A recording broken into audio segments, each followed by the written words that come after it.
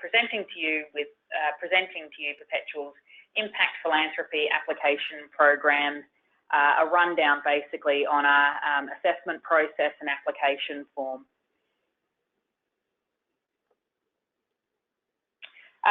Many of you will know a little bit about Perpetual already. Our philanthropic history is really important to us. We're a 130-year-old trustee company. We've been working with families for our entire existence, including not just in looking after them from a trustee perspective, but also supporting them around their philanthropic intent. And over the period of Perpetual's history, we've come to manage more than 1,000 charitable trusts and endowments, and our clients each year are giving away in excess of $80 million across a really wide variety of programmatic areas, from lost dogs and cats homes through to medical research, and our clients are also significant supporters of all of the sectors in between those particular areas. We are pretty active in working with philanthropists, and one of the reasons I want to highlight this to you is just to help you understand essentially why we utilise an assessment process to support our clients in making really great decisions about where their distributions go.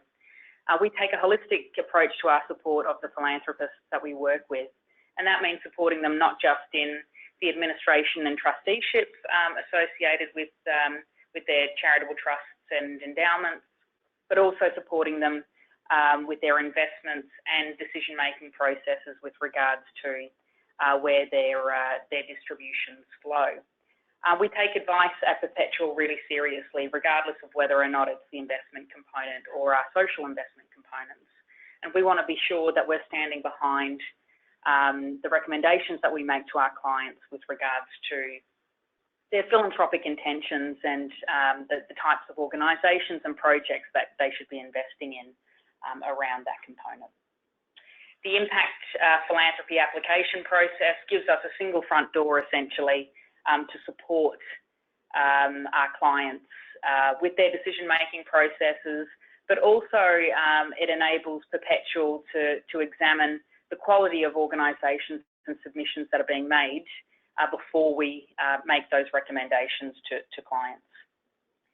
What I want to run through for you really briefly is just a rundown of the previous year's financial results in our Impact Philanthropy program. So we received 1,500 or a touch over 1,500 applications, which is essentially a small increase on the year before. What I really want to highlight, and what's really important though, is the success rate for organisations that score really well in our assessment process. Now, Perpetual, like all philanthropic funders or individual trusts and foundations, will never have enough income or resources to distribute to all the really terrific proposals that we see.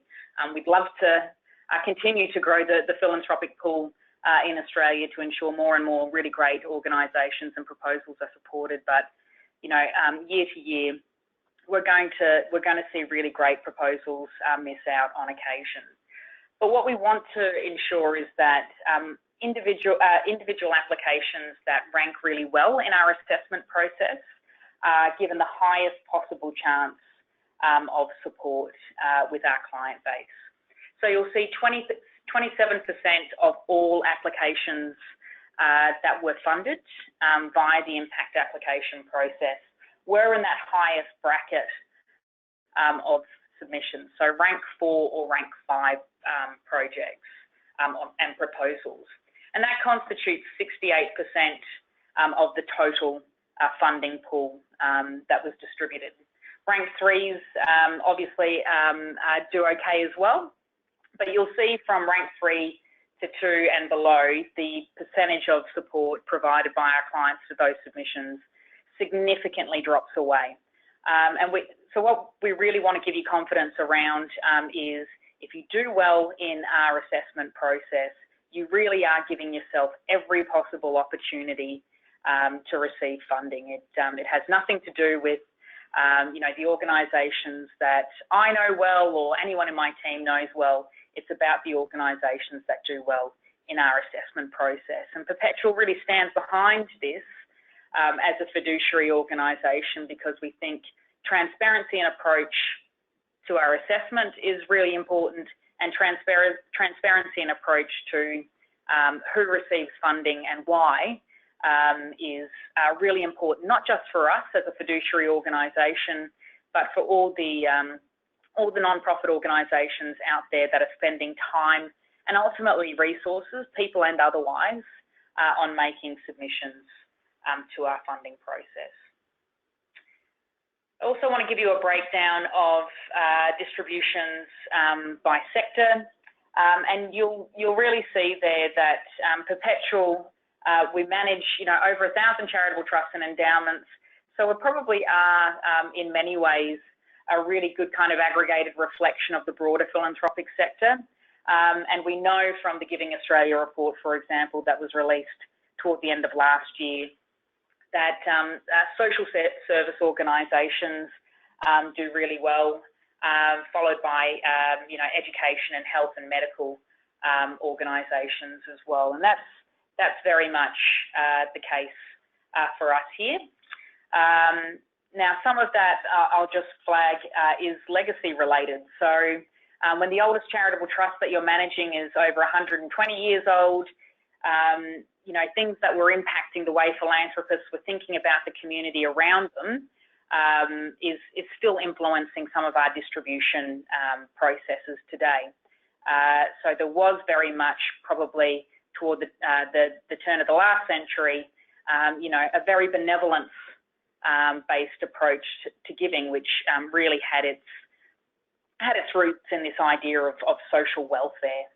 So we still see those trusts existing today. That's the benefit of philanthropy, after all, that many of these philanthropic foundations can exist in perpetuity, and they're still distributing out against their deed preferences, which today relate significantly in those areas as well.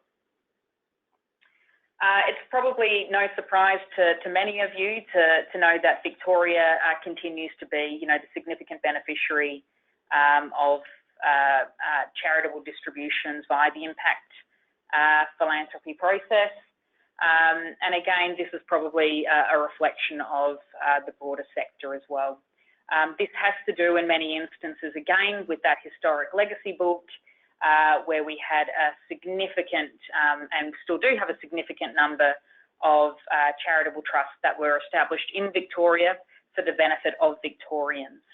And that's reflected, obviously, in those distributions. But it's also reflective, of where the bulk of many of our submissions come in from.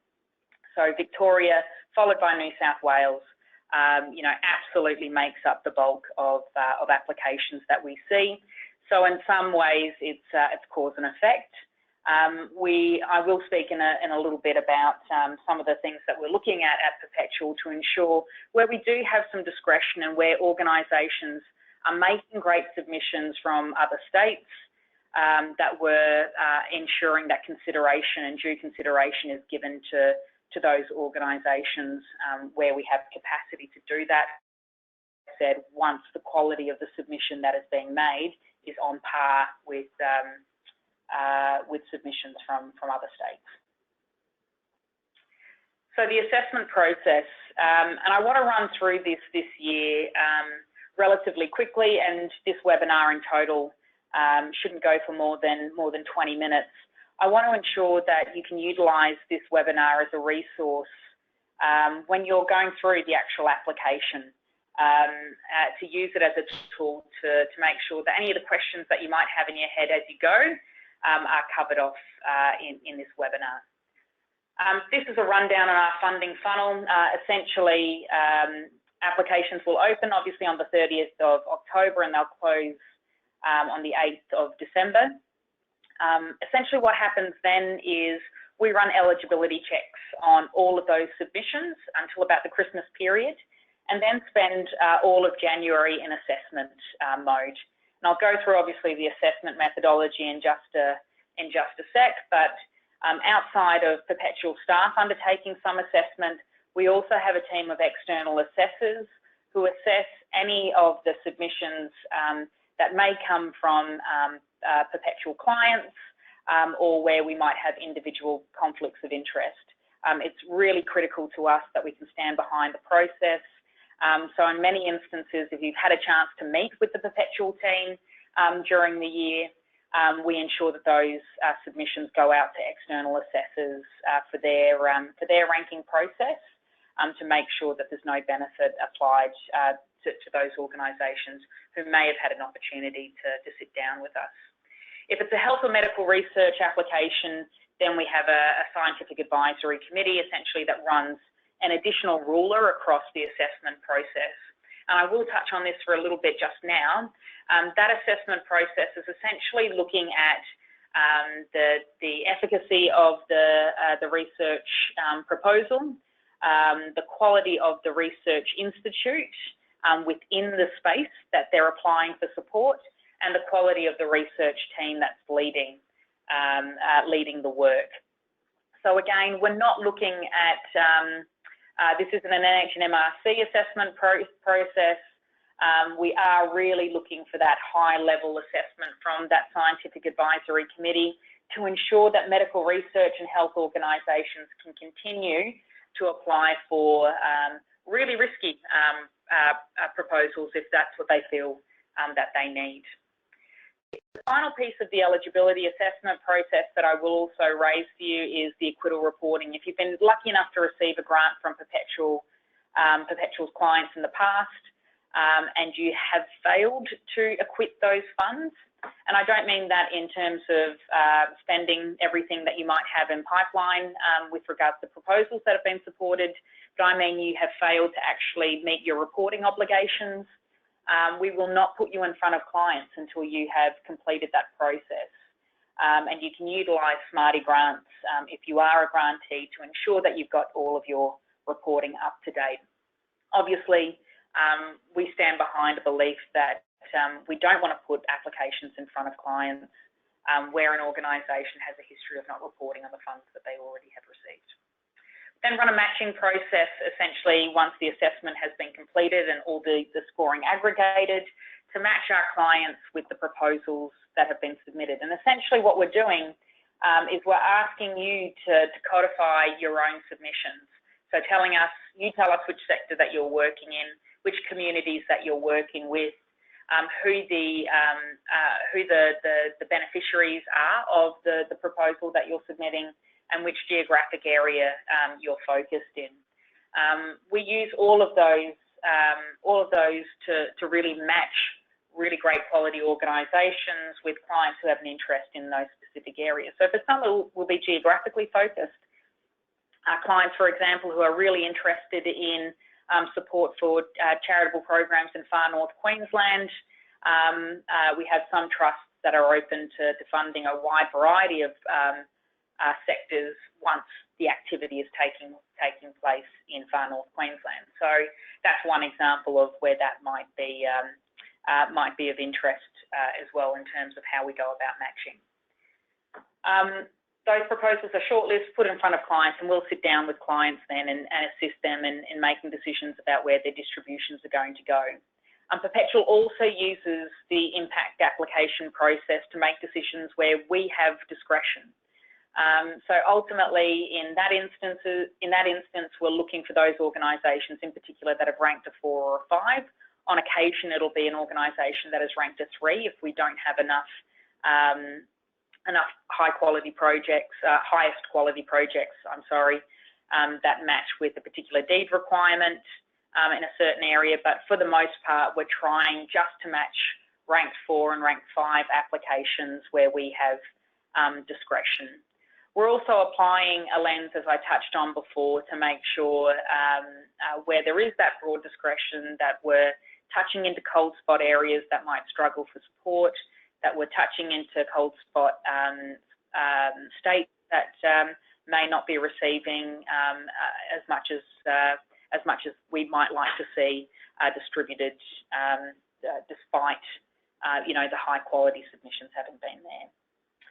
Ultimately, once that's all completed, we make decisions with those clients and start processing those payments in early June for distribution, obviously pre-30 June. Okay, so the assessment process. So this is it. Essentially, we're looking at these key pillars: strategy, leadership, outcomes, and capability. There are 7 questions in total that we assess, and we're going to tell you what those questions are. So on the application form this year, it will be question 1.7 and 1.8, specifically looking at the key efficiency measures your organisation utilises to make best use of its resources. 1.7 is asking you to list 3 to 5 KPIs that you might use to map your efficiency, and 1.8 is essentially asking you how are you going against those efficiency measures. So think of efficiency measures as an input resource for an output. And this year, what I want to do is I want to give you some examples of responses that have ranked really highly. Now, traditionally, we haven't done this because we don't just want a replication of examples that were given. We want you to really sit down with your board or as a board and reflect on what your efficiency measures potentially are. The examples that we're utilising here are examples of human resource inputs. And you can see there that we're talking about things like staff engagement. Quality staff engagement means that you're probably able to keep your staff for longer, and ultimately that's reducing the cost of recruitment for your organisation and provide some continuity. So that becomes really important. For others, it might be around environmental efficiency to keep waste costs down. And for others, it might be specific as it relates to the cost per unit of delivery of whatever your program is. So it's really important to kind of reflect on how do you know you're optimizing your use of resources. What I really want to flag for you here is we're not assessing whether or not we like your efficiency measures or we think you should be utilizing different efficiency measures. We understand that you're only being asked to provide a selection of them, so we're not assessing whether or not they're conclusive enough. Essentially, we're assessing, does your board understand how it's utilising its resources and ultimately how it's going against the KPIs it may set for itself around those. The next set of critical questions really relates to your organisation's effectiveness. So how's your organisation going in its achievement of its mission? And ultimately, that's what every not-for-profit organisation really exists for, to achieve its mission or to work toward the achievement of its mission. So how does your board know that it's doing a good job with that?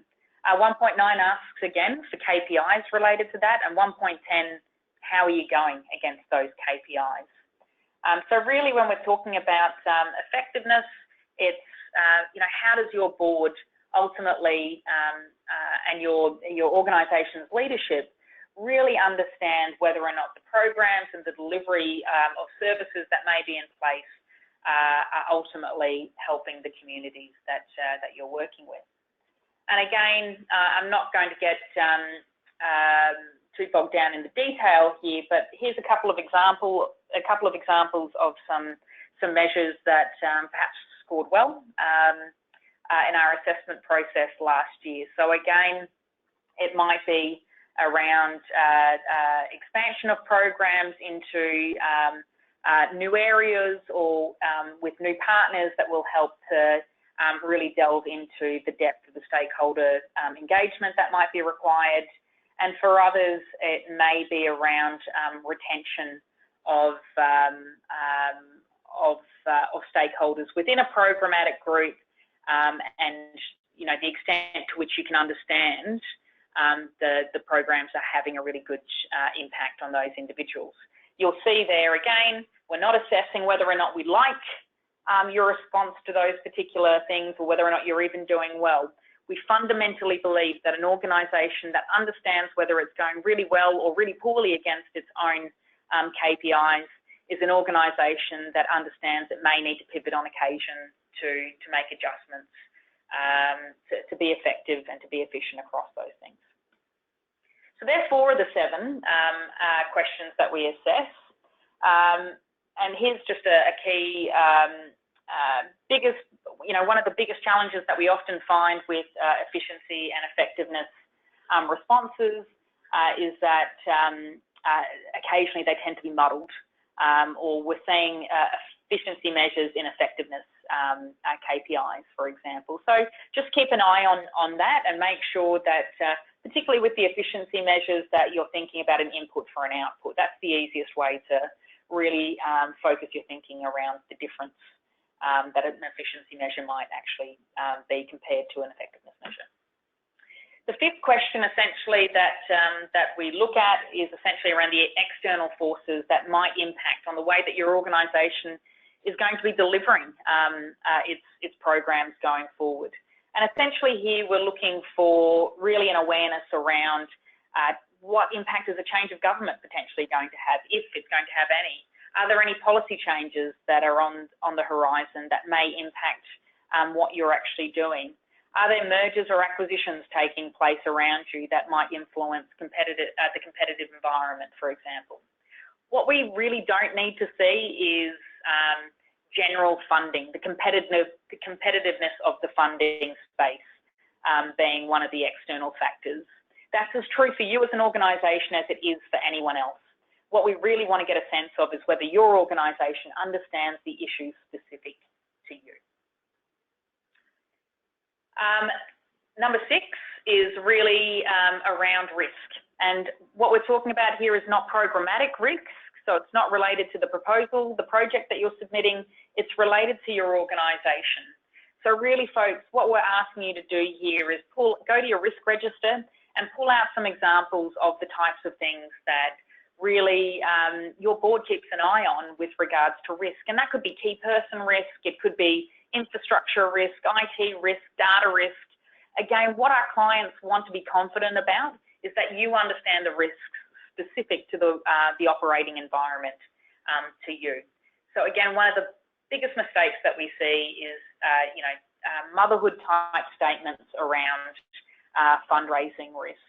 And that really doesn't provide our clients with any confidence around, your understanding of the key issues that might impact your delivery. And finally, this is the only question that we assess that's related to the tell us about the project side of your submission. And essentially what we're asking you to do here is really to tell us what are your expected outcomes and how will you measure them. So here we're really assessing against, does the organisation understand what an outcome is versus, for example, an output? And are the measures or the measurement systems in place are robust enough to track those outcomes over whatever period of time that's required to ascertain whether or not you've been successful. So, for us, we're really happy for you to apply for salaries. We're really happy for you to apply for funding for infrastructure. We're really happy for you to apply for funding that will support a program that's already in existence and just needs the resources to keep going. We absolutely understand all of those dollars are really important, significant dollars that in many instances are rare to find. But what we absolutely need you to be able to do is draw a line between what you're asking for support for and ultimately outcomes. And you need to be able to, regardless of your size, be able to map whether or not you're hitting those outcomes. We do not need every organisation to be submitting an evaluation program that's based on a theory of change methodology. It can be really simple. It can be right-sized for your organisation, and you can apply for funds to support you in delivering it. We just need it to be core to who you are as an organisation for us to have confidence in that investment. So, folks, that's ultimately our assessment process in a nutshell. We absolutely want to encourage you to apply for what you need, not what you think our clients want to see. We always sit down with our clients and talk to them about backing great organisations to make really good decisions about where their resources are required. We seek support provided to organisations of all sizes, from relatively small-sized organisations who might be in year 2 or 3 of establishment, for example, through to larger institutions. So there is no challenge around the size of submission, that the size of the organisation you are, or what you might be requesting. We do cap our funding at $200,000 for a single year. Our average grant size last year was a touch over $80,000, so do keep that in mind as well when you're making a submission. The other questions we probably get the most are around how many submissions you can make. Just a reminder that you need to be operating in multiple states, and the applications need to be specific to different states or territories if you're going to submit more than one, or can be for different operating regions internationally similarly. If you're a research institution, again, you can make 3 submissions, but please do work with your development officers to ensure that you're going through the right process after you're around that. I do want to quickly just run through with you some changes to our impact partnership program. You might remember last year, if you were involved in the webinar, we asked for some feedback around, success rates for the partnership program were dropping, and how are we going to ensure that we can continue to keep success rates for those applicants high. We also went out to the sector and had conversations with a number of organisations, including organisations who had been invited in on multiple occasions and missed out on a partnership grant, and organisations that had secured partnership funding. Partnership funding, for those of you that don't know, is offered to organisations that score a 4 or a 5 for 3 consecutive years. We're invited in for a grant of up to $1 million over 5. And our success rates by year 3 had dropped below 8% in terms of successful organisations. That's not what we want to see. We know asking organisations or inviting organisations to apply for up to $1 million means that significant resources are expended on actually pulling those submissions together and working with your organisation to put together great proposals. So the success rate really concerned us. We have heard feedback on a slightly smaller amount than $1 million is probably sufficient, and we've also heard that multi-year funding remains the most critical aspect for any sort of standalone program that we were going to support. So in FY18, we are inviting the beginnings of the rollout of a new suite of programs, which we'll be utilising over the next 2 years. The first is the capacity grant program, which essentially will be 12 organisations, 12 to 14 organisations invited to apply from sectors outside of health and medical research. We will be designing something specific for health and medical research, and health and medical research organisations this year who have scored well consistently are more likely to receive an invitation from our clients through their discretionary processes. So we won't be including health and medical research organisations at this point, but we'll be inviting 12 to 14 organisations, ideally two organisations from every state and territory, representing sectors outside of health and medical research. They will be the 2 top performing organisations across a 3-year period in those sectors. So that might be organisations that have scored 5 for 3 consecutive years, will be offered a place above those organisations that have scored a 4 twice and a 5 once, for example. We want to make sure that our cold spot areas, in particular South Australia, Tasmania, Western Australia, do receive an opportunity to be invited. But if there are no organisations represented within those states that haven't consistently scored well, they won't be invited. We are hoping that we will be able to fund essentially 40% of all applicants, 40% plus of all applications that we receive. We'll also be rolling out across the next 2 years some grants for organisations that are using social financing and technology, for example, in new ways to address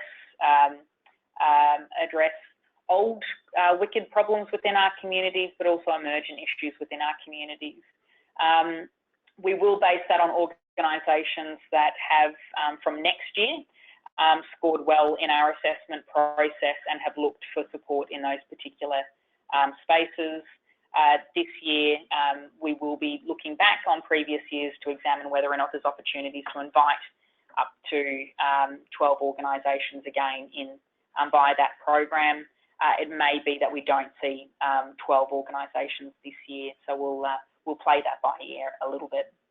And as I said, we'll be looking closely at how we can continue to support the health and medical sector nationally, but obviously there are significant funds available to those sectors via the Ramashotty programs and a couple of other significant Perpetual supported and managed trusts during the year. So finally, a rundown on key dates. As I said, we open on the 30th of October, close at 5 p.m. Australian Eastern Daylight Standard Time on the 8th of December. Folks, we need to draw a line in the sand around these submission periods. And, you know, the highest rate of ineligible applications that we still receive are around organisations that submit after the closing date has been completed. We just can't accept those submissions. So I'd really ask you to start your applications early, get them done before the 8th of December, so you can hopefully switch off for the rest of the year and not worry about whether or not your submission has been received. You'll receive an automated response from the Smarty Grants platform once your submission has been received. So do keep an eye out for that, and do check your junk mail as well. Occasionally, obviously, with the firewalls and security systems in place, those emails that are automatically generated can disappear into the ether. So folks, please do utilise the webinar in your assessment, in your application process before reaching out to the Perpetual team. Obviously, at this time of year, we receive you know, hundreds of emails and questions. I'm hoping that this webinar will cover off on a lot of those. Please do utilise our FAQs and guidelines on our website as well. We've tried to be as transparent as possible to answer all of the questions that we typically see. So you should be able to find a response to your query there. But in the last, you know, absolutely last case scenario, please do obviously reach out to us directly, and we'll see whether or not we can deal with your question. What we won't respond to, however, is what should I apply for questions. We are genuinely encouraging you to apply for whatever you need. That's it from me, folks. I hope this has been helpful, and I look forward to seeing some really great submissions again this year.